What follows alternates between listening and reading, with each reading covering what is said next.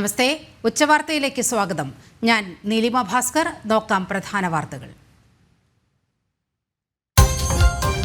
കുംഭമേള നടക്കുന്നത് വഖഫ് ഭൂമിയിലെന്ന അവകാശവാദവുമായി all India Muslim ജമാഅത്ത്.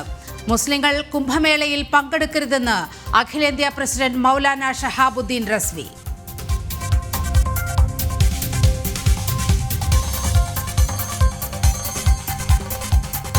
തൃശൂർ പൂരം കലക്കലിൽ പോലീസിന് മാത്രം വീഴ്ചയെന്ന് അന്വേഷണ റിപ്പോർട്ട്. മറ്റു വകുപ്പുകൾക്ക് വീഴ്ചയില്ലെന്ന് ADGP മനോജ് എബ്രഹാമിന്റെ അന്വേഷണ റിപ്പോർട്ട്. വെടിക്കെട്ട് നടത്തുന്നതിൽ ഉദ്യോഗസ്ഥർ കൂടുതൽ ജാഗ്രത പാലിക്കണമെന്നും റിപ്പോർട്ടിൽ പരാമർശം.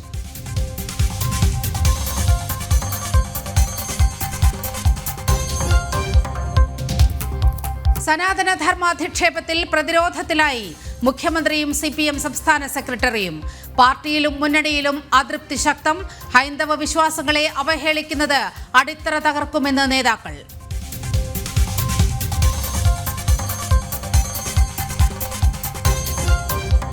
ഡൽഹിയിൽ 12,200 കോടിയുടെ വികസന പദ്ധതികൾ ഉദ്ഘാടനം ചെയ്ത് പ്രധാനമന്ത്രി നരേന്ദ്രമോദി. ഡൽഹി മീററ്റ് നമോ ഭാരത് ട്രെയിൻ ഫ്ളാഗ് ഓഫ് ചെയ്ത് മോദി. രോഹിണിയിലെ പൊതുസമ്മേളനത്തിലും മോദി പങ്കെടുക്കും.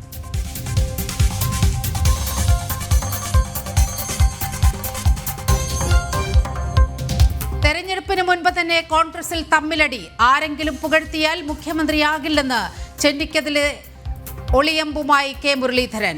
മുഖ്യമന്ത്രി ആരെന്ന് ചർച്ച ചെയ്യാനുള്ള സമയമല്ല ഇതെന്നും മുരളീധരൻ. മലപ്പുറം കരുളായിയിൽ കാട്ടാനാക്രമണത്തിൽ വനവാസി യുവാവ് കൊല്ലപ്പെട്ടതിൽ പ്രതിഷേധം ശക്തം. PV അൻവറിന്റെ നേതൃത്വത്തിൽ അക്രമികൾ DFO ഓഫീസ് അടിച്ചു തകർത്തു. മരിച്ച മണിയുടെ പോസ്റ്റ്മോർട്ടം പുരോഗമിക്കുന്നു.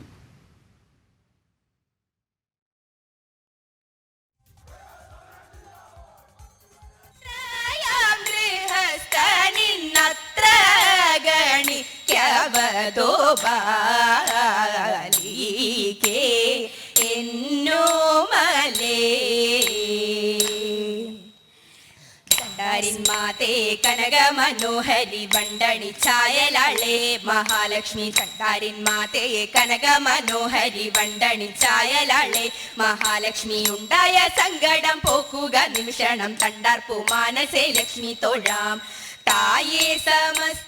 സ്കൂൾ കലോത്സവം രണ്ടാം ദിനത്തിൽ ഇഞ്ചോടിഞ്ച് പോരാട്ടം. വേദിയെ വർണ്ണാഭമാക്കി ഒപ്പനയും തിരുവാതിരയും നാടകവും. കലോത്സവ വൈബിൽ ജനം TV സംഘത്തിനൊപ്പം നൃത്തം ചെയ്ത് ചീഫ് സെക്രട്ടറി ശാരദാ മുരളീധരൻ.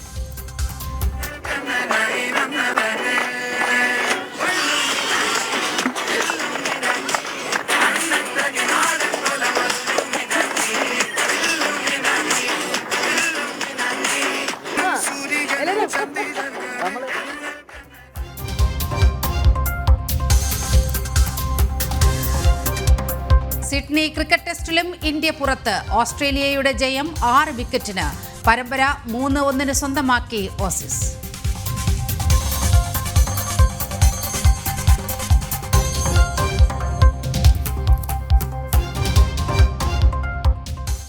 കുംഭമേള നടക്കുന്നത് വഖഫ് ഭൂമിയിലെന്ന അവകാശവാദവുമായി ഓൾ ഇന്ത്യ മുസ്ലിം ജമാഅത്ത് അഖിലേന്ത്യാ പ്രസിഡന്റ് മൗലാന ഷഹാബുദ്ദീൻ റസ്വി.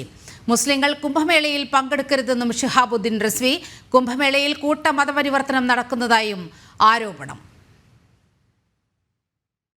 मुसलमानों ने हमेशा बड़ा दिल दिखाया है और उसके सबूत दिए हैं. उसकी मिसालें भी बहुत सारी मिलेंगी.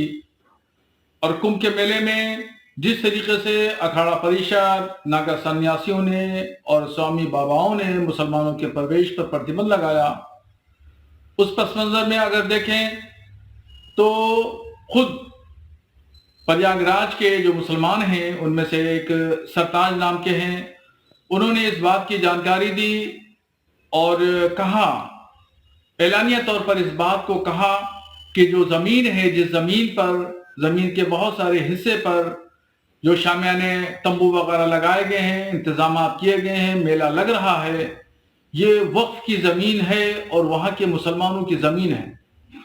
मगर दरियादिली देखिए मुसलमानों की कि मुसलमानों ने कुंभ के मेले की तैयारियां, शामियाने और पिंडाल रोड और सड़कें और फ्लंजों पर कभी मना नहीं किया कि यहाँ पे मत लगाइए। और तंगदिली देखिए अखाड़ा परिषद के लोगों की कि वो लोग जो है वो मुसलमानों के प्रवेश पर वहां पे ठेला लगाने, खोंचा लगाने से भी मना कर रहे हैं कि वहां कोई भी मुसलमान एंट्री नहीं करेगा। बड़ा दिल दिखाते हुए मुसलमानों ने इस तमाम व्यवस्था को कायम रखने के लिए कोई വാർത്തയുടെ വിശദാംശങ്ങളുമായി ഗൗതം അനന്തനാരായണൻ ചേരുകയാണ്. ഗൗതം, കുംഭമേള നടക്കുന്ന ഭൂമിയിലും വഖഫ് അവകാശവാദം ഉന്നയിക്കുകയാണ്. എന്തെല്ലാം കാര്യങ്ങളാണ് ഓൾ ഇന്ത്യ മുസ്ലിം ജമാഅത്ത് അഖിലേന്ത്യാ പ്രസിഡന്റ് മൗലാന ഷഹാബുദ്ദീൻ റസ്വി പറയുന്നത്?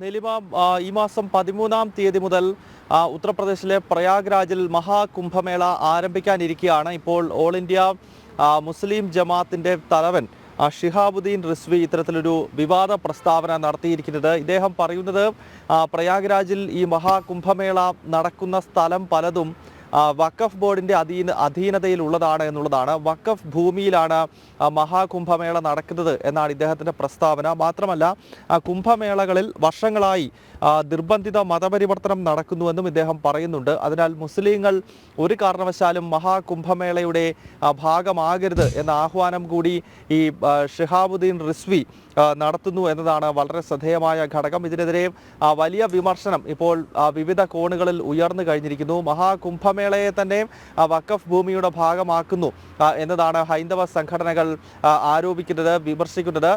നമുക്കറിയാം, വഖഫ് ഭൂമിയുമായി ബന്ധപ്പെട്ട് അടുത്ത കാലത്ത് രാജ്യത്തിൻ്റെ പല ഭാഗങ്ങളിൽ വലിയ തോതിലുള്ള വിവാദങ്ങൾ നടന്നുകൊണ്ടിരിക്കുകയാണ്. നിരവധി മഹാക്ഷേത്രങ്ങൾ ഇതിനകം തന്നെ വഖഫ് ഭൂമി ആണ് എന്ന് പറയുകയും അതോടൊപ്പം തന്നെ അത് വഖഫിൻ്റെ കീഴിലുള്ളതാണ് ആ ഭൂമി എന്ന് അവകാശപ്പെട്ടുകൊണ്ട് നിരവധി വിവാദങ്ങൾ നമുക്കറിയാം. തമിഴ്നാട്ടിലെ തിരുച്ചിറപ്പള്ളിയിൽ 1500 വർഷങ്ങൾക്ക് മുൻപ് പ്രാണപ്രതിഷ്ഠ നടത്തിയ ക്ഷേത്രത്തിന് മേൽ ഉൾപ്പെടെ വഖഫ് ബോർഡ് അവകാശവാദം ഉന്നയിച്ചു. അതുപോലെ തന്നെ ഭഗവാൻ ശ്രീകൃഷ്ണന്റെ രാജധാനിയായി ഹൈന്ദവർ വിശ്വസിക്കുന്ന ദ്വാരകയിലെ ചില ദ്വീപുകൾക്ക് മേൽ ഗുജറാത്തിൽ വഖഫ് ബോർഡ് അവകാശവാദം ഉന്നയിച്ച സംഭവമുണ്ട്. ഉത്തർപ്രദേശിന്റെ തലസ്ഥാനമായ ലക്നൌവിലെ ക്ഷേത്രത്തിന് മേൽ ആ ഭൂമിക്ക് മേൽ വഖഫ് ബോർഡ് അവകാശവാദം ഉന്നയിച്ച സംഭവങ്ങളൊക്കെ നമുക്ക് മുന്നിലുണ്ട്. ഇതെല്ലാം കൂടാതെയാണ് ഇപ്പോൾ ലോകത്തിലെ തന്നെ ഏറ്റവും വലിയ സമ്മേളനവും പ്രത്യേകിച്ച് ഹൈന്ദവ സംഗമമായിട്ടുള്ള ഹിന്ദു സന്യാസിമാരുടെ, പ്രത്യേകിച്ച് അഖാഡ സന്യാസിമാരുടെ, നാഗസന്യാസിമാരുടെ സംഗമ ഭൂമിയായിട്ടുള്ള കുംഭമേളയ്ക്ക് മേൽ ഇപ്പോൾ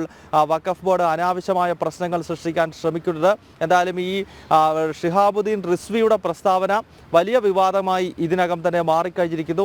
ഇദ്ദേഹത്തിനെതിരെ വലിയ പ്രതിഷേധം ഉയർത്തിക്കൊണ്ട് ഹൈന്ദവ സംഘടനകൾ രംഗത്തെത്തി. ഒപ്പം അഖാഡ പരിഷത്തിന്റെ ഒരു പ്രസ്താവന കൂടി വന്നിട്ടുണ്ട്. നമുക്കറിയാം, മഹാകുംഭമേളയിലെ ഏറ്റവും പ്രധാനപ്പെട്ട ആകർഷണം എന്നത് 13 ഈ സന്യാസി അഖാഡകളുടെ അഭ്യാസ പ്രകടനങ്ങളും അതോടൊപ്പം തന്നെ ഹൈന്ദവ സമൂഹത്തെ ഏത് ദിശയിലാണ് വരുന്ന കാലഘട്ടങ്ങളിൽ മുന്നോട്ട് നയിക്കേണ്ടത് എന്നത് സംബന്ധിച്ചുള്ള ചർച്ചകളൊക്കെയാണ് നടക്കുന്നത്. അത്തരം ചർച്ചകൾക്കെല്ലാം നേതൃത്വം കൊടുക്കുന്നത് ഈ 13 അഖാഡകൾക്കും നേതൃത്വം നൽകുന്ന അഖാഡ പരിഷത്താണ്. ഇപ്പോൾ അഖാഡ പരിഷത്ത് ആവശ്യപ്പെട്ടിരിക്കുന്നത് ഒരു കാരണവശാലും മുസ്ലിം സമുദായത്തിനോ അതല്ലെങ്കിൽ സനാതന ധർമ്മത്തിൽ വിശ്വസിക്കാത്തതായ മറ്റു മതവിഭാഗങ്ങൾക്ക് ഈ മഹാകുംഭമേള നടക്കുന്ന മണൽപ്പുറത്തെങ്ങും തന്നെ സ്റ്റാളുകൾ അനുവദിക്കാൻ പാടില്ല എന്നൊരു നിർദ്ദേശം ഇപ്പോൾ സർക്കാരിന് മുന്നിലേക്ക് അഖാഡ പരിഷത്തും വെച്ചിരിക്കുകയാണ്. അങ്ങനെ വലിയ തോതിലുള്ള ഒരു വാദപ്രതിവാദത്തിലേക്ക് ഈ റിസ്വിയുടെ പ്രസ്താവന കാര്യങ്ങളെ കൊണ്ടെത്തിച്ചു എന്ന് വേണം മനസ്സിലാക്കാൻ. നീലിമ, ഓൾ ഇന്ത്യ മുസ്ലിം ജമാഅത്ത് അഖിലേന്ത്യാ പ്രസിഡന്റ് മൗലാന ഷഹാബുദ്ദീൻ റസ്വിയുടെ പരാമർശം വലിയ വിവാദത്തിലേക്കാണ് രാജ്യത്തെ കൊണ്ടെത്തിക്കുന്നത്. ഗൗതം അനന്തനാരായണനാണ് വിവരങ്ങൾ പങ്കുവച്ചത്. മറ്റൊരു വാർത്തയിലേക്ക്. മീററ്റ് ഡൽഹി നമോ ഭാരത് ട്രെയിൻ പ്രധാനമന്ത്രി ഫ്ലാഗ് ഓഫ് ചെയ്തു. സാഹിബാബാദ് ന്യൂ അശോക് നഗർ പാതയാണ് ഉദ്ഘാടനം ചെയ്തത്. നമോ ഭാരത് ട്രെയിനിൽ പ്രധാനമന്ത്രി യാത്ര ചെയ്യുന്നു. വിവരങ്ങളുമായി ഐസൻ ജോസ് ചേരുകയാണ്. ഐസൻ, ഇതോടൊപ്പം ഡൽഹിയുടെ സമഗ്ര വികസനത്തിന് ഡൽഹിയുടെ മുഖം മാറ്റുന്ന തരത്തിൽ 12,000 കോടിയിലധികം രൂപയുടെ വികസന പ്രവർത്തനങ്ങൾ പ്രധാനമന്ത്രി ഇന്ന് ഉദ്ഘാടനം ചെയ്യുന്ന സാഹചര്യവുമുണ്ട്. വിവരങ്ങൾ. മീററ്റ് ഡൽഹി നമോ ഭാരത് ട്രെയിൻ പ്രധാനമന്ത്രി ഫ്ലാഗ് ഓഫ് ചെയ്തിരിക്കുകയാണ്. സാഹിബാബാദ് ന്യൂ അശോക് നഗർ പാതയാണ് ഉദ്ഘാടനം ചെയ്തത്. നമോ ഭാരത് ട്രെയിനിൽ പ്രധാനമന്ത്രി യാത്ര ചെയ്യുകയും ചെയ്തു. ഒപ്പം 12,200 കോടിയുടെ വികസന പ്രവർത്തനങ്ങളാണ് ഡൽഹിക്ക് മാത്രമായി കേന്ദ്ര സർക്കാർ അനുവദിച്ചിരിക്കുന്നത്. അതിന്റെ ഉദ്ഘാടനവും പ്രധാനമന്ത്രി നിർവഹിച്ചു. വിവരങ്ങളുമായി ഐസൺ ജോസ് ചേരുകയാണ്. ഐസൺ, ഡൽഹിയുടെ മുഖഛായ മാറ്റുന്ന വിധത്തിലുള്ള വികസന പദ്ധതികൾക്കാണ് പ്രധാനമന്ത്രി തുടക്കം കുറിച്ചിരിക്കുന്നത്. വിവരങ്ങൾ. ഡൽഹിയുടെ മുഖച്ഛായ മാറ്റുന്ന വികസന പരിപാടികളുടെ ഭാഗമായി തന്നെയാണ് നമോ ഭാരത് ട്രെയിൻ ഇപ്പോൾ പുറപ്പെട്ടിരിക്കുന്നത്. വളരെ വ്യത്യസ്തമായ ഒരു മെട്രോ സംവിധാനം എന്നതിലുപരി അതിവേഗ യാത്രാ സംവിധാനങ്ങൾ ഉറപ്പാക്കുന്നതിനും ദേശീയ തലസ്ഥാനത്തേക്ക് കൃത്യമായ യാത്രാ സൗകര്യങ്ങൾ ഒരുക്കുന്നതിന്റെയും ഭാഗമായാണ് ഈ ട്രെയിനിന്റെ ഉദ്ഘാടനം നടത്തിയിരിക്കുന്നത്, അല്ലെങ്കിൽ ഫ്ലാഗ് ഓഫ് നടത്തിയിരിക്കുന്നത് പ്രധാനമന്ത്രി. തുടർന്ന് അദ്ദേഹം ട്രെയിനിൽ സഞ്ചരിക്കുകയും ചെയ്തു. നിലവിൽ നമുക്ക് ലഭ്യമാകുന്ന സൂചനകളും വിവരങ്ങളും അനുസരിച്ച് ഇത്തരത്തിൽ വലിയൊരു റീച്ചിന്റെ ഒരു ഘട്ടത്തിന്റെ ഉദ്ഘാടനമാണ് ഇന്ന് നടന്നിരിക്കുന്നത്. തുടർഘട്ടങ്ങളിലും കാര്യമായ രീതിയിലുള്ള പുരോഗതി ഉണ്ടാകുന്ന സംവിധാനങ്ങൾ ഉണ്ടാകുമെന്ന വിവരങ്ങളാണ് ലഭ്യമാകുന്നത്. നിലവിൽ ഡൽഹിയുടെ മുഖച്ഛായ, അല്ലെങ്കിൽ ഡൽഹിയുടെ കോമൺ ട്രാൻസ്പോർട്ടിന്റെ ഒരു മുഖച്ഛായ തന്നെ മാറ്റുന്ന ആധുനിക ഗതാഗത സംവിധാനങ്ങളുടെ നിലവാരം തന്നെ ഉയർത്തുന്ന ഒരു സംവിധാനമാണ് ഇന്ന് പ്രധാനമന്ത്രി ഉദ്ഘാടനം ചെയ്യുകയും അതിൽ വിദ്യാർത്ഥികളോടൊപ്പം സഞ്ചരിക്കുകയും ചെയ്തിരിക്കുന്നത്. ശരി, ഐസന വിവരങ്ങൾ പങ്കുവച്ചത്. തൃശൂർ പൂരം കലക്കൽ വിവാദത്തിൽ പോലീസിന് മാത്രം വീഴ്ചയെന്ന് അന്വേഷണ റിപ്പോർട്ട്. മറ്റു വകുപ്പുകൾക്ക് വീഴ്ചയില്ലെന്ന് ADGP മനോജ് എബ്രഹാമിന്റെ അന്വേഷണ റിപ്പോർട്ട്. റിപ്പോർട്ട് നൽകിയതോടെ ത്രിതല അന്വേഷണത്തിന്റെ ഒരു ഭാഗം പൂർത്തിയായി. തൃശൂർ പൂരം കലക്കൽ വിവാദവുമായി ബന്ധപ്പെട്ട് സർക്കാർ ത്രിതല അന്വേഷണമാണ് പ്രഖ്യാപിച്ചത്. ഇതിൽ പോലീസ് ഒഴികെയുള്ള വകുപ്പുകളുടെ വീഴ്ച സംബന്ധിച്ച് അന്വേഷണം പൂർത്തിയാക്കിയാണ് ADGP മനോജ് എബ്രഹാം റിപ്പോർട്ട് നൽകിയത്. പോലീസ് ഒഴികെയുള്ള മറ്റു വകുപ്പുകൾക്ക് പൂര നടത്തിപ്പിൽ വീഴ്ചയുണ്ടായിട്ടില്ലെന്നാണ് സർക്കാരിന് കൈമാറിയ റിപ്പോർട്ടിൽ പറയുന്നത്. വനം വകുപ്പ്, തദ്ദേശ സ്വയംഭരണ വകുപ്പ്, എക്സ്പ്ലോസീവ് വകുപ്പ്, ഫയർഫോഴ്സ്, ജില്ലാ ഭരണകൂടം തുടങ്ങിയ വകുപ്പുകളുടെ പൂര ദിവസത്തെ പ്രവർത്തനങ്ങളാണ് ADGPയുടെ നേതൃത്വത്തിൽ പരിശോധിച്ചത്. റിപ്പോർട്ട് നൽകിയതോടെ ത്രിതല അന്വേഷണത്തിന്റെ ഒരു ഭാഗം പൂർത്തിയായി. 20 ശുപാർശകളും റിപ്പോർട്ടിൽ ഉൾപ്പെടുത്തിയിട്ടുണ്ട്. വെടിക്കെട്ട് നടത്തുന്നതിൽ ഉദ്യോഗസ്ഥർ കൂടുതൽ ജാഗ്രത കാട്ടണമെന്നതാണ് പ്രധാന നിർദ്ദേശങ്ങളിലൊന്ന്. വെടിക്കെട്ടിന് അനുമതി നൽകിയാൽ പിന്നെ നിയന്ത്രണം ദേവസ്വങ്ങൾ ഏറ്റെടുക്കുന്നുവെന്നും റിപ്പോർട്ടിൽ ചൂണ്ടിക്കാട്ടുന്നു. ജനം, തിരുവനന്തപുരം.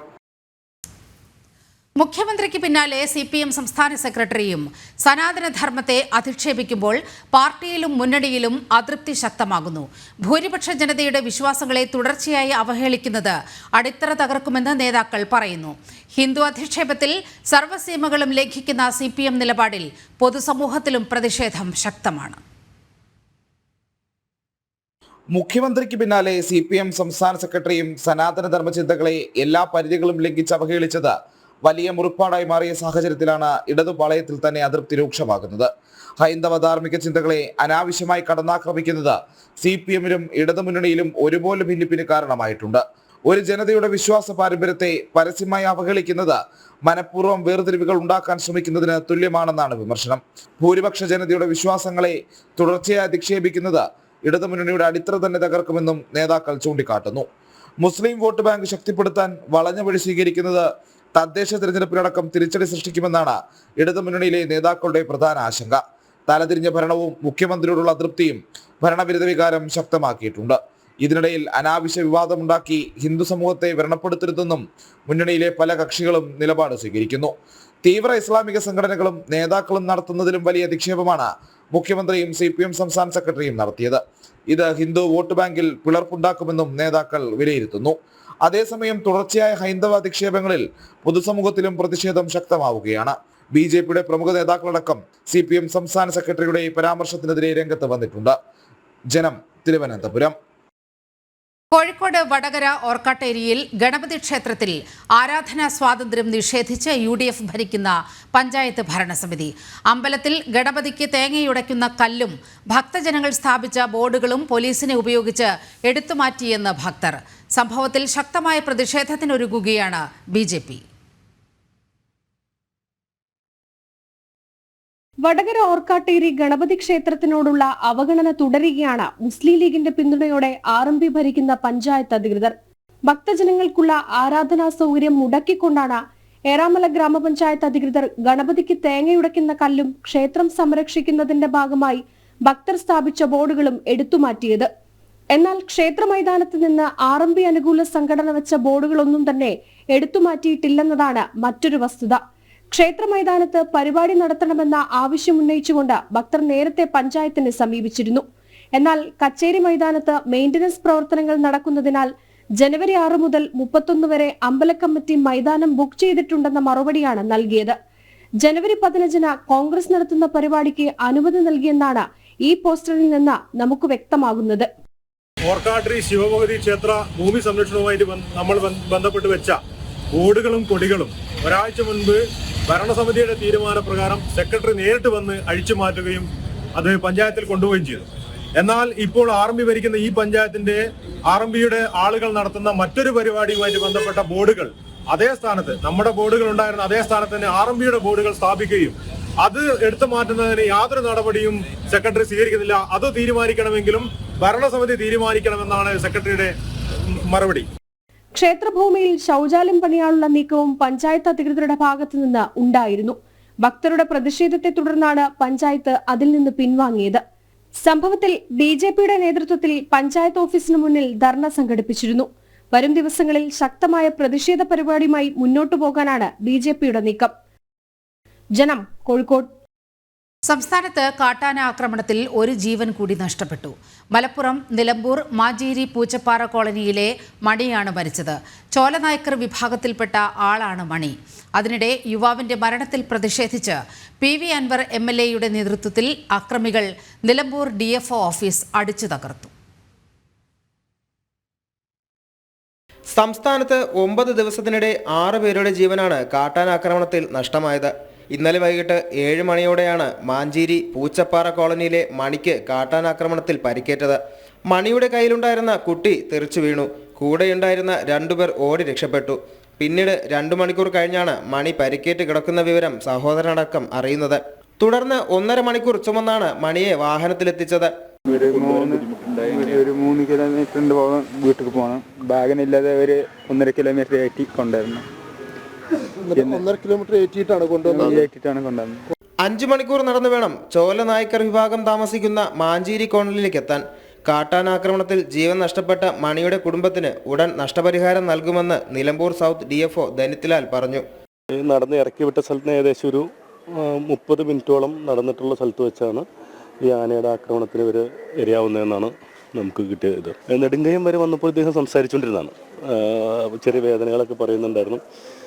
നെടുങ്കയം നമ്മൾ ആംബുലൻസിൽ കയറ്റി ഇങ്ങോട്ട് പോകുന്ന വഴിയിൽ വെച്ച് നമ്മുടെ ചന്തക്കുന്നെത്തിയപ്പോൾ ഒരു സൗണ്ട് വന്നു. എനിക്ക് തോന്നുന്നു ഒരു പക്ഷേ ഒരു ലാസ്റ്റ് ബ്രീത്തായിരിക്കാം ഒരു പക്ഷേ ആ സമയത്ത് ഉണ്ടായത്. നഷ്ടപരിഹാരം ഉടനെ കൊടുക്കുവാൻ വേണ്ടി ഗവൺമെൻറ്റിന് ഇന്ന് നിർദ്ദേശം നൽകിയിട്ടുണ്ട്. ഉടനെ തന്നെ നഷ്ടപരിഹാരം കൊടുക്കാൻ വേണ്ടി. സംഭവത്തിൽ നിലമ്പൂർ DFO ഓഫീസിന് മുന്നിൽ PV അൻവർ MLAയുടെ നേതൃത്വത്തിൽ പ്രതിഷേധം നടത്തി. രക്തം വാർന്ന് ആ കാട്ടിൽ കിടക്കുകയാണ് ഉണ്ടായത്. സംഭവം കഴിഞ്ഞ ഉടനെ തന്നെ, ആനയുടെ ആക്രമണം നടന്ന ഉടനെ തന്നെ കൂടെ ഉണ്ടായിരുന്നവർ വിളിച്ച് ഫോറസ്റ്റിൽ വിവരം അറിയിച്ചിട്ടുണ്ട്. പക്ഷേ ഫോറസ്റ്റ് ഉദ്യോഗസ്ഥന്മാർ മണി കിടക്കുന്ന അപകടം പറ്റിയ ഇടത്തേക്ക് എത്തുന്നത് ഏകദേശം 2 മണിക്കൂറാണ്. ഈ നിമിഷം വരെ ഇപ്പോൾ ഒരു 15-20 മിനിറ്റ് മുമ്പ് സൂപ്രണ്ടിനെ വിളിച്ച് ഞാൻ അന്വേഷിക്കുമ്പോൾ അവിടെ പോസ്റ്റ്മോർട്ടം ആരംഭിച്ചിട്ടില്ല.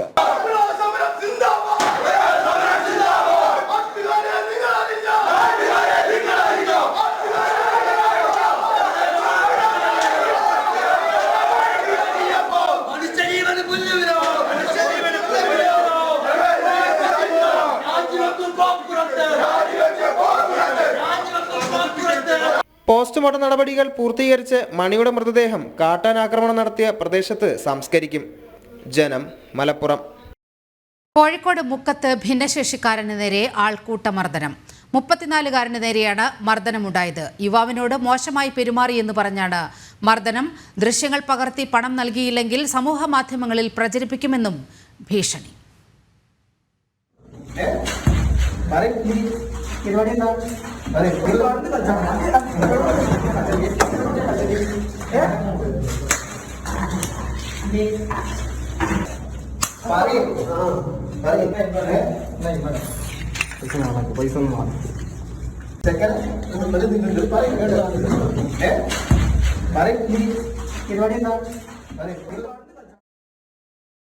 കൊല്ലം ചടയമംഗലത്ത് വാഹനാപകടത്തിൽ 2 ശബരിമല തീർത്ഥാടകർക്ക് ദാരുണാന്ത്യം.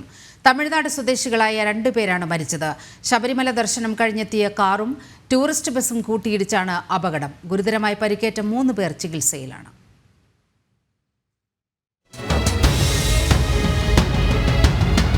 രാത്രി 11:30ഓടെയാണ് ചടയമംഗലം MC റോഡിൽ നെട്ടേത്തറ ഗുരുദേവ മന്ദിരത്തിന് സമീപം അപകടമുണ്ടായത്. എറണാകുളം ഭാഗത്തേക്ക് പോവുകയായിരുന്ന ടൂറിസ്റ്റ് ബസും തിരുവനന്തപുരം ഭാഗത്തേക്ക് പോയ അയ്യപ്പ ഭക്തരുടെ കാറും കൂട്ടിയിടിച്ചായിരുന്നു അപകടം. ഞാൻ ഇവിടെ കയറി വന്ന വണ്ടി, ഇവിടുന്ന് ഈ വന്ന വണ്ടി ഉണ്ടല്ലോ, ഈ കാറ് എൻ്റെ നേരെ വന്നു. അതായത് എൻ്റെ ബസ്സിന്, ഞാൻ ഇപ്പുറത്തെ സൈഡിൽ എൻ്റെ ബസ്സിൻ്റെ നേർക്ക് കയറി വന്നു. ഞാൻ ഈ വണ്ടി ഇപ്പുറത്തോട്ട് വെട്ടിയുണ്ട്. അത് എൻ്റെ ഇടത്തെ സൈഡിൽ കൂടി പോകണമെങ്കിൽ പോട്ടെ എന്ന് പറഞ്ഞാൽ ഞാൻ ഇപ്പുറത്തോട്ട് ആക്കണം. അങ്ങനെയാണ് ഈ കാറ് വന്നിട്ട് എൻ്റെ ലെഫ്റ്റ് സൈഡിൽ ഇരിക്കുന്നത്. നിങ്ങൾക്ക് നോക്കി മനസ്സിലാവും. കാര്യം എൻ്റെ അപ്പുറത്തെ സൈഡ്, എൻ്റെ നടുഭാഗത്തോ വേറെ യാതൊരു തട്ടലോ പൊട്ടലൊന്നുമില്ല. എൻ്റെ ലെഫ്റ്റ് സൈഡ്, എൻ്റെ ഈ ലെഫ്റ്റ് സൈഡിൽ വന്നാണ് ഈ വണ്ടി ഇരിക്കുന്നത്. അപ്പോൾ ഈ വണ്ടി അപ്പുറത്തെ സൈഡാണ്. അങ്ങനെ കൺട്രോൾ പോയിട്ടാണ് ഞാൻ നേരെ ഈ വണ്ടി ഇങ്ങോട്ട് ഓടിച്ചു കയറുന്നത്. കാറിലുണ്ടായിരുന്ന 5 പേരിൽ 2 പേർ മരിച്ചു. തിരുനെൽവേലി രാധാപുരം സ്വദേശി ശരവണൻ, മാർത്താണ്ഡം സ്വദേശി ഷൺമുഖനാചാരി എന്നിവരാണ് മരിച്ചത്. ഗുരുതരമായി പരിക്കേറ്റ വേദീശ്വർ, കനീശ്വർ, കാർ ഡ്രൈവർ സ്വാമിനാഥൻ എന്നിവർ ചികിത്സയിലാണ്. ശബരിമല ദർശനം കഴിഞ്ഞ് തിരികെ നാട്ടിലേക്ക് മടങ്ങുമ്പോഴായിരുന്നു അപകടം. അപകട കാരണം കണ്ടെത്താൻ മോട്ടോർ വാഹന വകുപ്പും പോലീസും വിശദമായ പരിശോധന നടത്തും. ജനം, കൊല്ലം.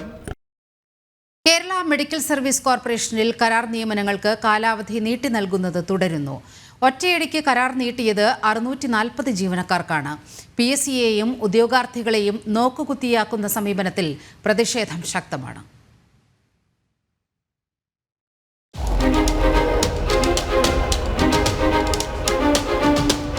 സംസ്ഥാനത്തെ പൊതുജനാരോഗ്യ രംഗത്ത് ഏറ്റവും ഫലപ്രദമായി ഇടപെടൽ നടത്തേണ്ട സ്ഥാപനത്തിലാണ് കരാർ ജീവനക്കാരെ യഥേഷ്ടം നിയമിക്കുകയും കാലാവധി നീട്ടി നൽകുകയും ചെയ്യുന്നത്. 640 കരാർ ജീവനക്കാർക്കാണ് ഏറ്റവും പുതിയതായി KMSCL-ൽ കാലാവധി നീട്ടി നൽകിയത്.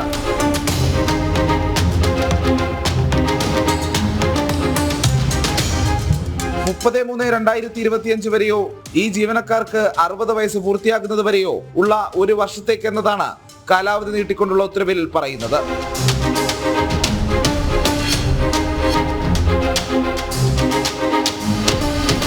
KMSCL-ന്റെ ആസ്ഥാനത്തടക്കം നടന്ന നിയമനങ്ങളിൽ നേരത്തെ വ്യാപകമായ നിയമലംഘനങ്ങൾ കണ്ടെത്തിയിരുന്നു.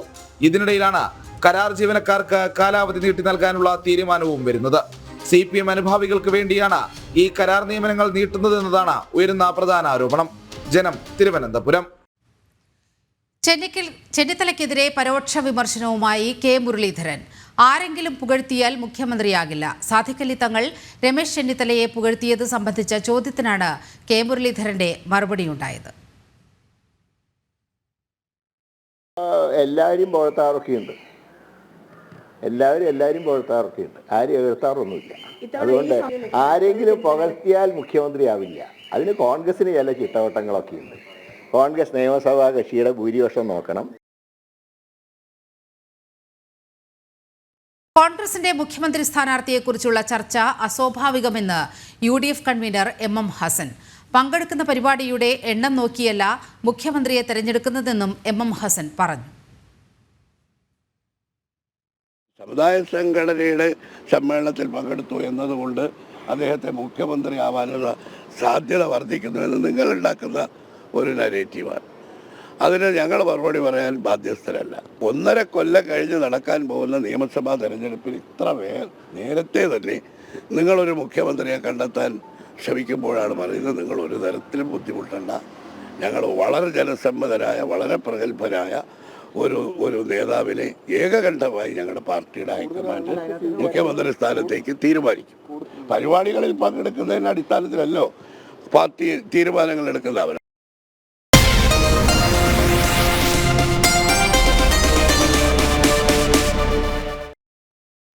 ഇടുക്കി കുമളിയിൽ RSSന്റെയും വിവിധ ക്ഷേത്ര സംഘടനകളുടെയും നേതൃത്വത്തിൽ മാർച്ച് നടത്തി. RSS പ്രവർത്തകരെ കള്ളക്കേസിൽ കുടുക്കി അറസ്റ്റ് ചെയ്ത സംഭവത്തിൽ പ്രതിഷേധിച്ചായിരുന്നു മാർച്ച്. വാഹനം പാർക്ക് ചെയ്യുന്നത് ചോദ്യം ചെയ്തതാണ് ആക്രമണത്തിൽ കലാശിച്ചത്. പരിക്കേറ്റ ആശുപത്രിയിലെത്തിയ RSS പ്രവർത്തകനെ ആശുപത്രിയിൽ വെച്ചും CPM പ്രവർത്തകർ മർദ്ദിച്ചിരുന്നു. ഇതിന് പിന്നാലെയാണ് കള്ളക്കേസിൽ കുടുക്കി RSS പ്രവർത്തകരെ അറസ്റ്റ് ചെയ്തത്. RSS പ്രവർത്തകനെയും കൂടെയെത്തിയ ജില്ലാ പ്രചാരക് അജയനെയും CPM ഗുണ്ടകൾ മർദ്ദിക്കുകയായിരുന്നു.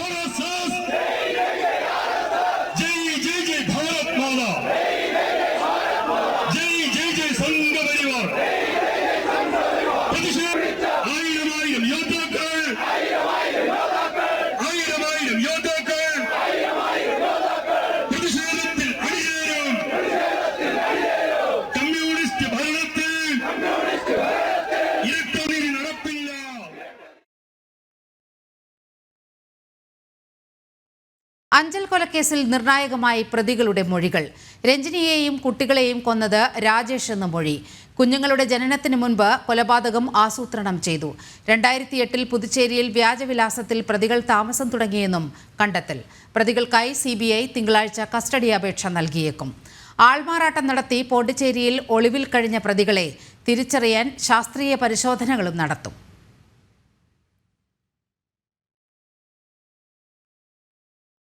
കൊച്ചി കാക്കനാട് വൻ തീപിടുത്തം. കെന്നഡി മുക്കിന് സമീപത്തുള്ള ആക്രിക്കടയ്ക്കാണ് തീപിടിച്ചത്. തൃക്കാക്കര അഗ്നിശമന സേന എത്തി തീ അണയ്ക്കാൻ ശ്രമം തുടരുന്നു. തൃക്കാക്കര നഗരസഭാ പരിധിയിൽ ജനങ്ങൾക്ക് ഭീഷണിയായി പ്രവർത്തിക്കുന്ന ആക്രി ഗോഡൌണുകൾ അടപ്പിക്കുമെന്ന് നഗരസഭാ ചെയർപേഴ്സൺ രാധാമണി പിള്ള പറഞ്ഞു. ആളപായം വരാത്ത ഞങ്ങളുടെ തൃക്കാക്കരയുടെ ഒരു ഭാഗ്യമാണ് ഞാൻ കണക്കാക്കണം. ഇത്രയും ജനവാസ കേന്ദ്രത്തിൽ കൊണ്ടുവന്ന് കുറേ നാളുകളായിട്ട് ഇവിടെ ഡംപ് ചെയ്യണ പോലെ എനിക്ക് കണ്ടിട്ട് തോന്നിയത്. ഒരുപാട് സാധനങ്ങൾ ഇവിടെ സ്റ്റോക്ക് ഉണ്ടെന്നാണ്. അപ്പോൾ ഒരു അപകടം ഇല്ലാതെ സാധനങ്ങൾ നഷ്ടപ്പെട്ടതല്ലല്ലോ, ജനങ്ങളുടെ ഒരാളുടെ ജീവൻ നഷ്ടപ്പെടാതെ രക്ഷപ്പെട്ടത് വളരെ ഉപകാരം. പക്ഷേ ഇനി ഇങ്ങനെ ലൈസൻസ് ഇല്ലാതെ അതുപോലെ ജനവാസ കേന്ദ്രങ്ങളിൽ ഇതുപോലെ ഗോഡൗൺ പ്രവർത്തിക്കുന്നുണ്ടെങ്കിൽ നാളെ ഞങ്ങളുടെ കൗൺസിലുണ്ട്. കൗൺസിൽ തീരുമാനം എടുത്തിട്ട് വേണ്ട നടപടി സ്വീകരിക്കും. വാർത്തയുടെ വിവരങ്ങളുമായി സുധീഷ് ഗോപാൽ ചേരുന്നുണ്ട്. സുധീഷ്, ഈ തീപിടുത്തം ഇപ്പോൾ നിയന്ത്രണ വിധേയമായോ? നിലവിലെ സ്ഥിതി എന്താണ്?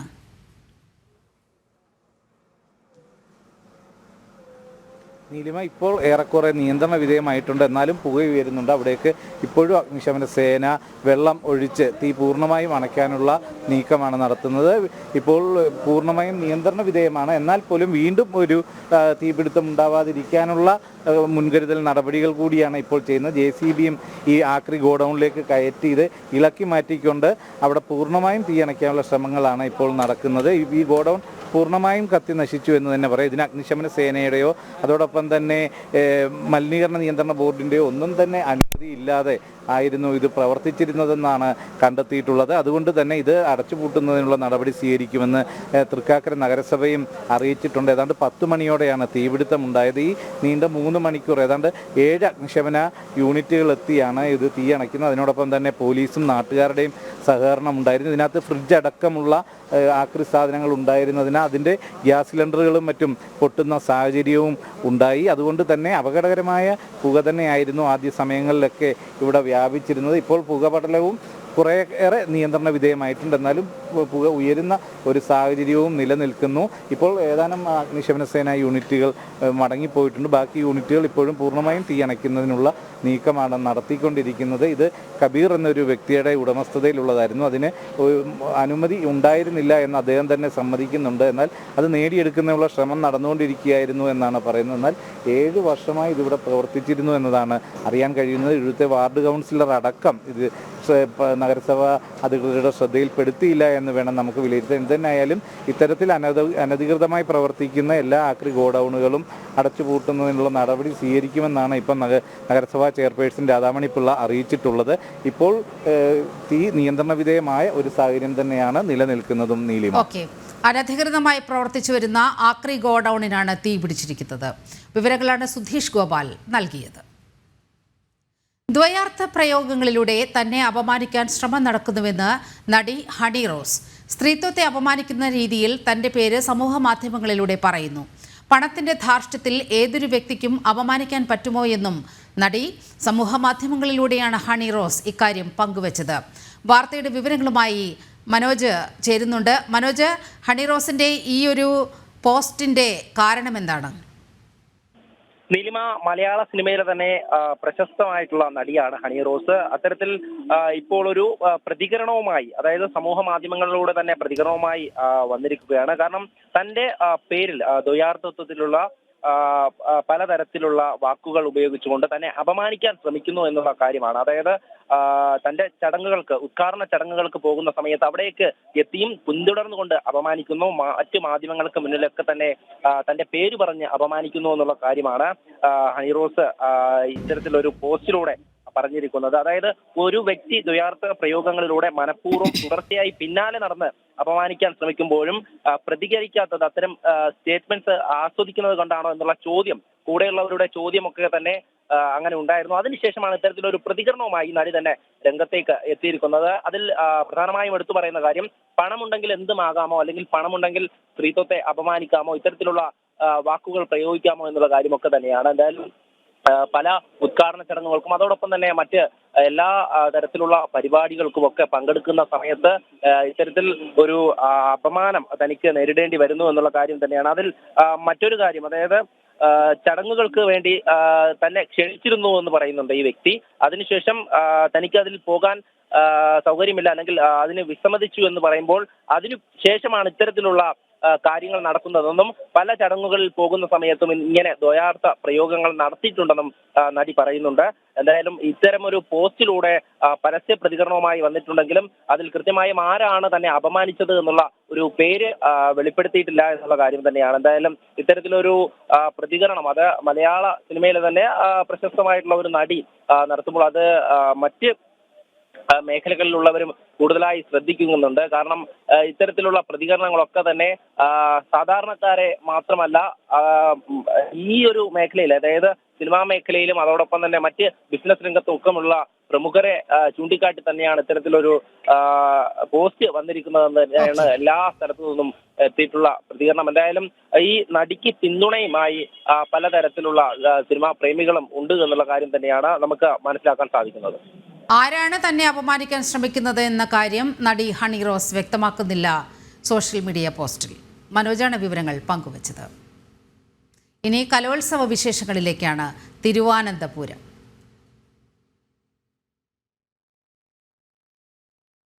തിരുവനന്തപുരം, കലയുടെ സ്വന്തം തിരുവനന്തപുരം. തിരുവനന്തപുരം പവേർഡ് ബൈ ജിടെക്. ജോലിയാണ് ലക്ഷ്യമെങ്കിൽ പഠനം ജിടെക്കിൽ തന്നെ. In association with Jyothis group of schools, spreading value-based education.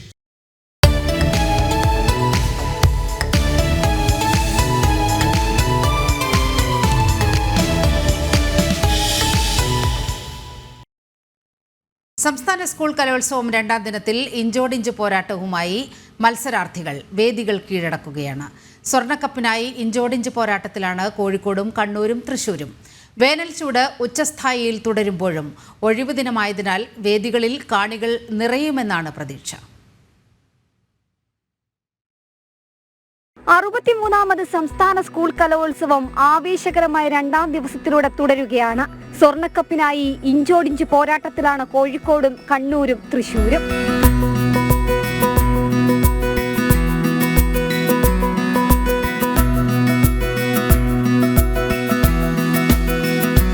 സമയക്രമം പാലിക്കാനാകാത്തത് ഇക്കുറിയും പ്രതിസന്ധിയായി.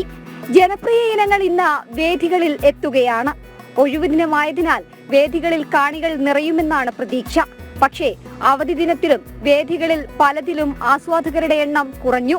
57 മത്സരങ്ങൾ പൂർത്തിയായപ്പോഴാണ് കോഴിക്കോടും കണ്ണൂരും തൃശ്ശൂരും ഒപ്പത്തിനൊപ്പം നിൽക്കുന്നത്.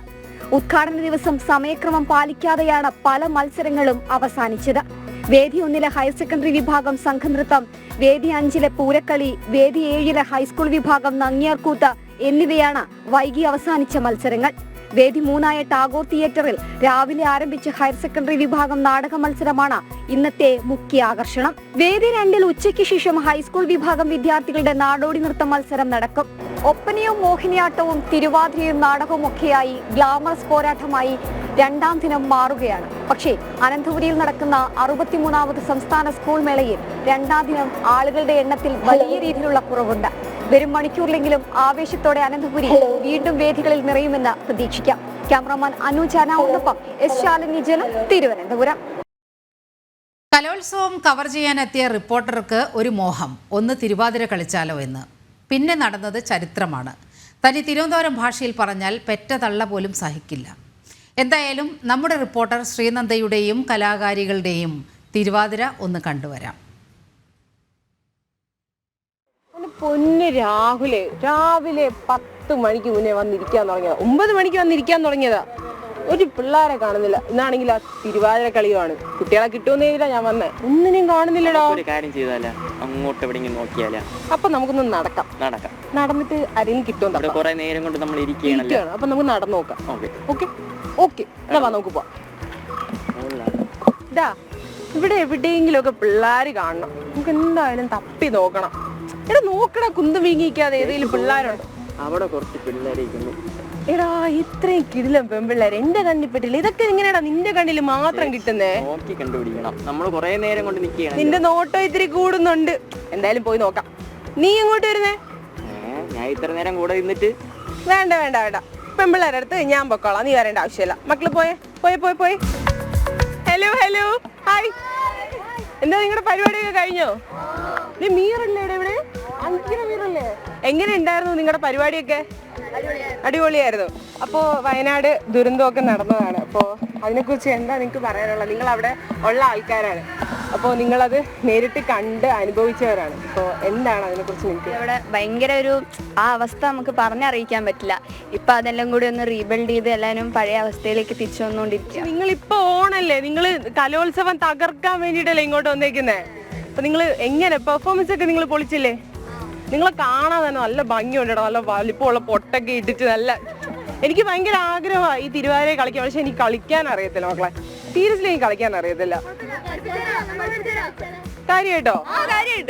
പക്ഷെ എന്റെ ഈ ഡ്രസ്സൊക്കെ ഇട്ടിട്ട് നിങ്ങളോട് ഓക്കെ. പക്ഷെ ഞാൻ തെറ്റിക്കും ചിലപ്പോ. വടിയോ? ഇത് പൊന്നു പിള്ളേരെ, നിങ്ങൾ എന്നെ കടി മേടിപ്പിക്കോ? അപ്പൊ നമുക്ക് നീങ്ങാം. അപ്പോ ഞാൻ നിങ്ങളുടെ അടുത്ത് പേരൊന്നും ചോദിച്ചില്ല. അപ്പൊ എനിക്ക് പേരറിയണം. പേരെന്താണ്? ഹയ തോമസ്.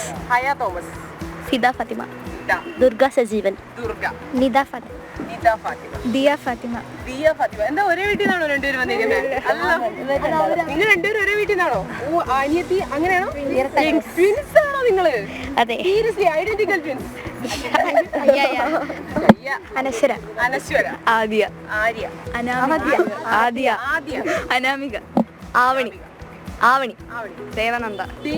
ഞാൻ ശ്രീനന്ദ കേട്ടോ. ഓക്കെ. അപ്പോ തിരുവാതിര കളിക്കാൻ നമ്മള് റെഡിയാണ്. പക്ഷെ ഇതില് പാട്ടൊക്കെ പാടത്തില്ലേ തിരുവാതിരക്ക്? അപ്പൊ നിങ്ങളുടെ കൂട്ടത്തിൽ ആരാ പാട്ട് പാടും? ഓക്കെ, അപ്പൊ നിങ്ങൾ രണ്ടുപേരും പാട്ട് പാടുമല്ലോ, എന്നെ പഠിപ്പിക്കുമല്ലോ നിങ്ങള് ആണല്ലോ. അപ്പൊ ഇതാ ഞാൻ മൈക്ക് നിങ്ങൾക്ക് തരുവാണ്, ബാക്കി ഇത് നിങ്ങളുടെ കയ്യിലാണ്. ശരി, ഓക്കെ.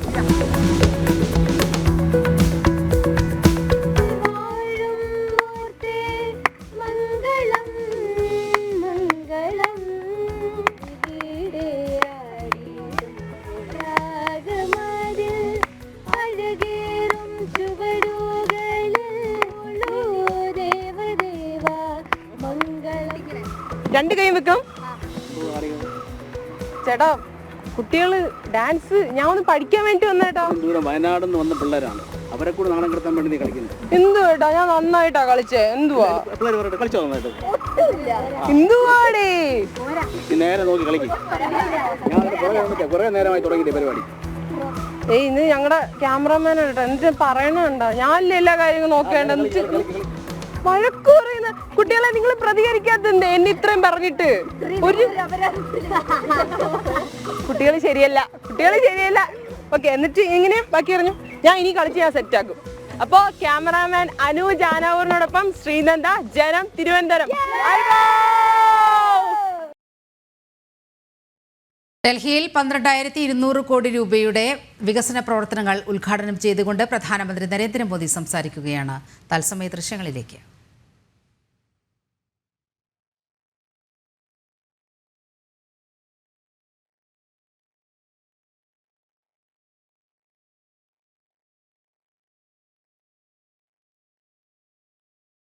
दिल वालों की दिल्ली का ये उत्साह, ये उमंग, ये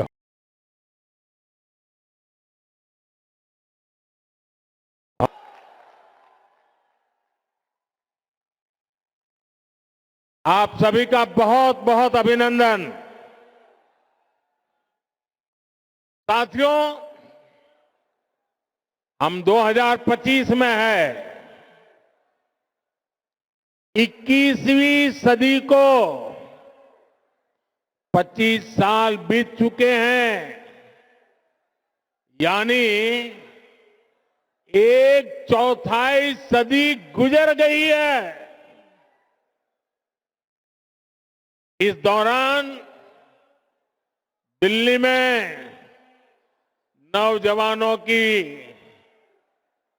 शायद 2 या 3 पीढ़ी जवान हो चुकी है। अब आने वाले 25 साल भारत के भविष्य के लिए, दिल्ली के भविष्य के लिए बहुत ही महत्वपूर्ण है। ये 25 साल भारत को विकसित राष्ट्र बनते हुए देखेंगे। अपनी आंखों के सामने विकसित भारत की ये यात्रा हम देख पाएंगे, हम उसके भागीदार होंगे। ये भारत को आधुनिकता के एक नए दौर से गुजरते हुए देखेंगे। विकसित भारत के इस सफर का एक बहुत बड़ा पड़ाव जल्द ही आने वाला है, जब भारत दुनिया की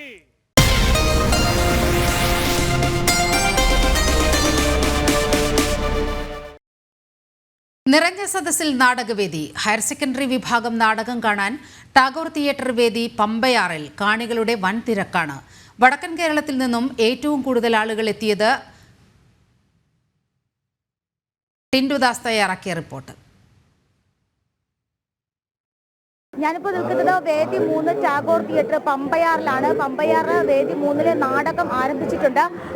അതായത് 9:30 തുടങ്ങാനുള്ള നാടകം ഒരു 10:30 കൂടിയാണ് ആരംഭിച്ചത്. പക്ഷേ ഏറ്റവും നമ്മളെ ഞെട്ടിപ്പിക്കുന്ന കാര്യം എന്ന് പറയുന്നത് ടാഗോർ തിയേറ്ററിൽ ആ ഒരു തിയേറ്ററിനകം നിറയെ, അതായത് ആ സീറ്റെല്ലാം നിറഞ്ഞ് അതിലുപരി ഞങ്ങളെപ്പോലുള്ളവരും അതോടൊപ്പം തന്നെ ബാക്കിയുള്ളവരൊക്കെ നിലത്തിരുന്നാണ് ഈ നാടകം വീക്ഷിക്കുന്നത്. ആദ്യത്തെ ഒരു നാടകമാണ് കഴിഞ്ഞത്.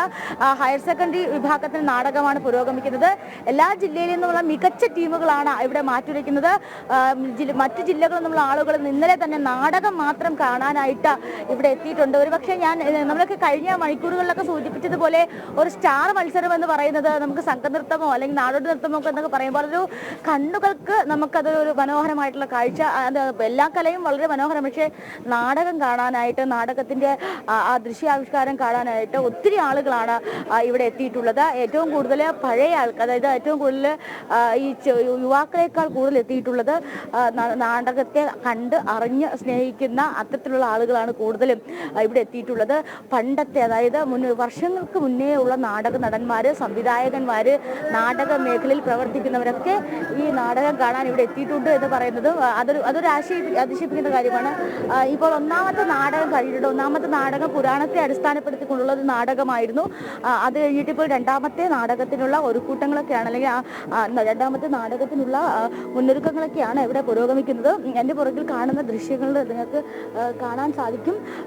ഒരു വേദി ഒരുപക്ഷെ IFFK വേദികളിൽ പോലും ഒരുപക്ഷെ ഇത്രയും നിറഞ്ഞൊരു സദസ്സ് ഞാൻ കണ്ടിരിക്കുന്നത് കഴിഞ്ഞ മുന്നത്തെ സിനിമയ്ക്ക് ലിജോ ജോസ് പല്ലിശ്ശേരിയുടെ സിനിമ ഇവിടെ വന്ന സമയത്തായിരുന്നു ഒരുപക്ഷെ ഇത്രയും തിരക്ക് ഞാൻ കണ്ടു. അതിനുശേഷം ആ ഒരു IFFKക്ക് ശേഷം വരുന്ന ഒരു തിരക്ക് കൂടിയൊരു വേദിയാണ് ടാഗോർ എന്ന് പറയുന്നത്. ടാഗോർ ഞാൻ നേരത്തെ സൂചിപ്പിച്ചതുപോലെ പമ്പയാറ് എന്ന പേരിലാണ് ടാഗോർ തിയേറ്ററിൽ വേദി ഒരുക്കിയിരിക്കുന്നത്. അപ്പോൾ എന്തായാലും വളരെ വളരെ നമുക്ക് ആകാംക്ഷയോടെ എല്ലാവരും മൊബൈലൊക്കെ സൈലന്റ് ചെയ്ത് അത്രയും ആകാംക്ഷയോട് കൂടിയാണ് നാടകം വീക്ഷിക്കുന്നത് എന്ന് നമുക്ക് മനസ്സിലാക്കാൻ സാധിക്കും.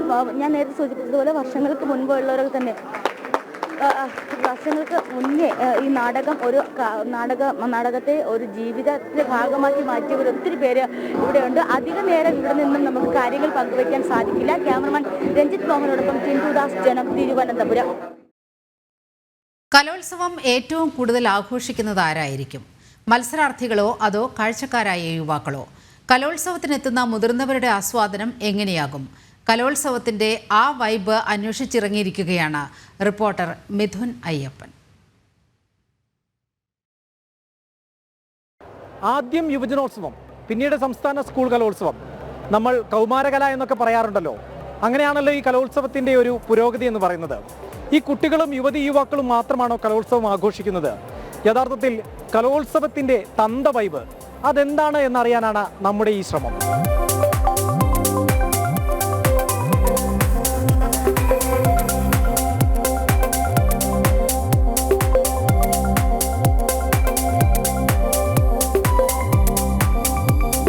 ഈ കലോത്സവത്തിൽ പ്രായമായവർ വന്നിട്ട് എങ്ങനെയാണ് അത് പ്രായമായവർ എങ്ങനെയാണ് ആസ്വദിക്കുന്നതെന്നാണ് ചോദിക്കുന്നത്. പ്രായമായി എന്ന് പറഞ്ഞിട്ടുണ്ടെങ്കിൽ കുറെ കൂടി നമ്മൾ ചെറുപ്പകാലത്ത് നമ്മൾ പഠിച്ചിരുന്ന കാലത്തുള്ള ഒരു കലോത്സവത്തിൻ്റെ ഓർമ്മ നമുക്കുണ്ടാവും. അതും ഇതായിട്ട് ഒരു താരതമ്യം ഉണ്ടാകുമല്ലോ. കുറച്ചുകൂടി കുട്ടികളുടെ ഇടയിൽ ഉണ്ടായാലും ഒരു മെച്ചപ്പെട്ട രീതിയിലാണ് ഇപ്പോൾ ഉണ്ടാകുന്നത്. കുറച്ചുകൂടി ഊർജ്ജപ്രദമാണ്. പുതിയ മെച്ചപ്പെട്ട കലകളുണ്ട് അതിനകത്ത്. ഇപ്പോൾ ഈ ഇടയിൽ സാമൂഹ്യ മാധ്യമങ്ങളിലൊരു വാക്ക് വന്നിട്ടുണ്ട്, തന്തവൈബ് എന്നാണ് ആ വാക്കിൻ്റെ വാക്ക്, തന്തവൈബ് എന്ന്. കലോത്സവത്തിന്റെ തന്തവൈബ് എന്ന് പറഞ്ഞു കഴിഞ്ഞിട്ടുണ്ടെങ്കിൽ ഇത് പുതിയ തലമുറയ്ക്ക് മാത്രമാണ് ഇതെല്ലാം ആസ്വദിക്കാൻ കഴിയുക എന്നുള്ളത് ഒരു തെറ്റിദ്ധാരണയാണ്. ഞങ്ങളെല്ലാവരും നിങ്ങളൊക്കെ മാതിരി തന്നെ ഇപ്പോഴും ചെറുപ്പമാണ് മനസ്സുകൊണ്ട്. അതുകൊണ്ട് തന്നെ അപ്പോൾ തന്തവൈബ് എന്ന് പറയുന്ന വാക്കിന് തെറ്റില്ല. ഞങ്ങളിപ്പോൾ ആ ഒരു വൈബിൽ തന്നെ ഇതെല്ലാം കണ്ടു. മോഹിനിയാട്ടം കണ്ടു, അത് കഴിഞ്ഞതിന് ശേഷം സംഘനൃത്തം കണ്ടു. ഇനിയിപ്പോൾ നാട്ടിലേക്ക് പോകാനുള്ള സമയമായി എന്നുള്ളതുകൊണ്ട് മാത്രമല്ല പുറത്തിറങ്ങി, അല്ലെങ്കിൽ ഇവിടെ തന്നെ ഇരുന്നേനെ.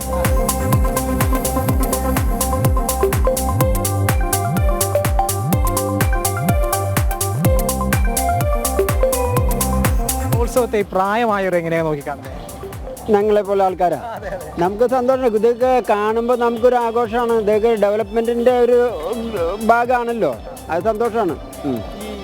കലോത്സവത്തിലൊക്കെ ഈ പ്രായമായവർ വന്നിട്ട് എന്ത് ചെയ്യാനാ എന്നുള്ള ചോദ്യത്തിനോട് എന്താ പറയുക? ഇല്ല, നമുക്കും എന്റർടൈൻമെന്റ്സ് വേണമല്ലോ. വീട്ടിലിരുന്ന് മടുത്തു. അപ്പോൾ അതുകൊണ്ട് പുറത്തിറങ്ങുന്നതാണ്. നല്ല കാഴ്ചകളൊക്കെ കാണാം, ആൾക്കാരെ കാണാം. നല്ല സന്തോഷമുള്ള കാര്യമാണ്. കലോത്സവം ആസ്വദിക്കാൻ എനിക്ക് ആഗ്രഹമുണ്ട്. ഞാൻ ഇടയ്ക്കിടയ്ക്കൊക്കെ വരാറുണ്ട്. എല്ലാ ദിവസവും ഇവിടെ വരണമെന്നാണ് ആഗ്രഹിക്കുന്നത്. ഉച്ച കഴിഞ്ഞ് വരും. വൈകുന്നേരം 6-7 മണിയോടുകൂടി അങ്ങ് പോകും.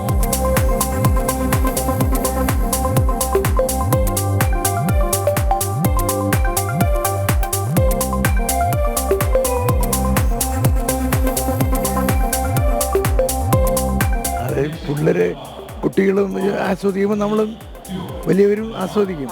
ആഗ്രഹം കൊണ്ട് വന്നത് പിള്ളേരുടെ എത്രയോ വർഷങ്ങളായി, വർഷം തോറും ഇതുവരെ 1-2 പ്രാവശ്യം വന്നിട്ടേ ഉള്ളൂ. പ്രാവശ്യം വരണമെന്ന് തോന്നി.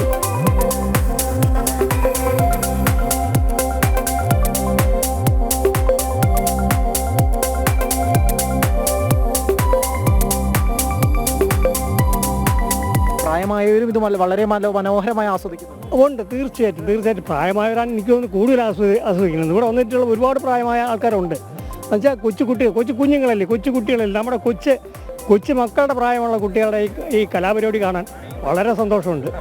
ഞാൻ നേരത്തെ വന്നാണിത്. അടുത്ത ഉത്സവത്തിന് നമ്മൾ ഉണ്ടാകുന്നുള്ള കാര്യം പോലും പറയാൻ പറ്റില്ല.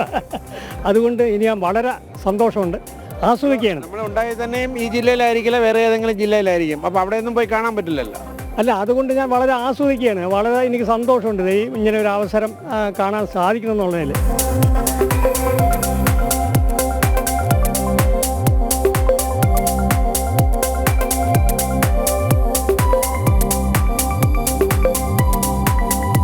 ഈ കലോത്സവം ഈ കുട്ടികൾക്ക് വേണ്ടിയുള്ളതാണ്, യുവാക്കൾക്ക് വേണ്ടിയുള്ളതാണ്, കൗമാരക്കാർക്ക് വേണ്ടിയുള്ളത് മാത്രമാണെന്ന് പറയുന്നത്. ഈ പ്രായത്തിന് വേണ്ടിയുള്ളതാണ്. ഞങ്ങളെല്ലാം അത് കേട്ട് ചാർജ് ചെയ്ത് റീചാർജ് ചെയ്ത് പവർഫുൾ ആവുകയാണ്. ഞങ്ങൾ ചെറുപ്പത്തിലോട്ട് ഇറങ്ങി പോവുകയാണ്. ഞങ്ങളിപ്പോഴും ചെറുപ്പക്കാരാണ്. ഇത് കണ്ടു കഴിയുമ്പോൾ ഞങ്ങൾ ഇച്ചിരി കൂടി ചെറുപ്പമാവുന്നു. സോഷ്യൽ മീഡിയയിലൊക്കെ കറങ്ങി തിരിയുന്നൊരു വാക്കുണ്ടല്ലോ, തന്തവൈബ് എന്നാണ് പറയുന്നത്. തന്തവൈബ് എന്ന് പറയാൻ പറ്റൂല. അതിന് പ്രായമായൊരു ചെറുപ്പക്കാരായി വരുന്നു. തന്തവൈബ് അല്ല, ചെറുപ്പക്കാർ വൈബാണ്, യൂത്ത് വൈബ്.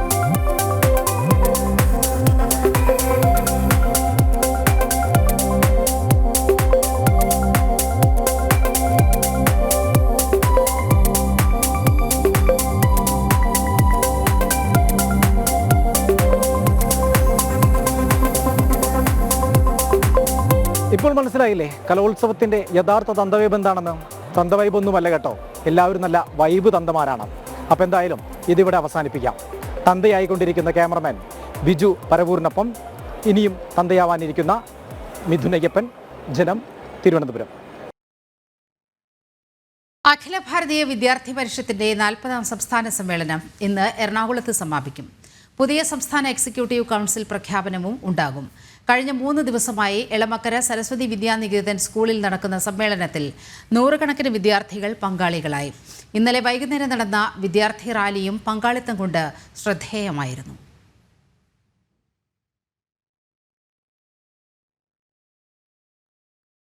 ഉച്ചവാർത്ത അവസാനിക്കുകയാണ്. നമസ്തേ.